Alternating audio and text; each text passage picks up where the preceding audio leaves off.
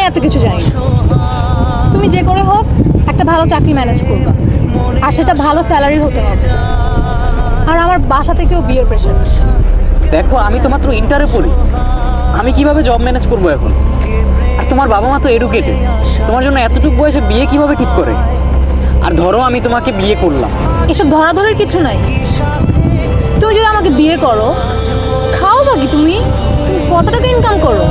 দেখো আমি তো টিউশনি করে 10-12 হাজার টাকা পাই। আর আমার ফ্রেন্ডদের দিকে তাকাও তুমি, ওরা কিন্তু কিচ্ছুই করে না। এসব 10-12 হাজার টাকা, এসব 10-12 হাজার টাকা দিয়ে কিচ্ছু হবে না।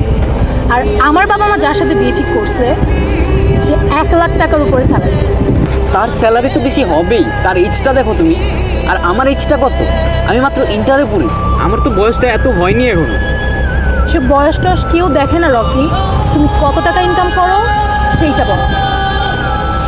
আচ্ছা ঠিক আছে, তুমি আমাকে এখন একটা সলিউশন দাও, কি করলে আমরা একসাথে থাকতে পারবো অলওয়েজ?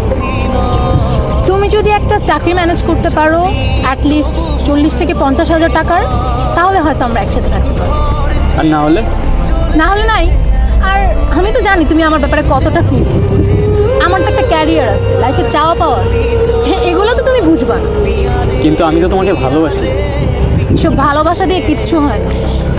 কিন্তু তুমি চলে গেলে আমি থাকবো কি নিয়ে? তুমি তো জানো আমার ফ্যামিলি বলতেও কিচ্ছু নাই। তো এটা কি আমার দোষ? এখানে আমি কি করছি?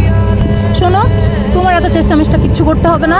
আমার বাবা মা আমার জন্য যার সাথে বিয়ে ঠিক করছে, আমি তাকেই বিয়ে করব। তাহলে কি আমাদের আর কোনোদিন দেখা হবে না? দেখা তো দূরের কথা, আজকের পর থেকে তোমার সাথে আমার আর কখনো কথাই হবে না। ভালো থেকো।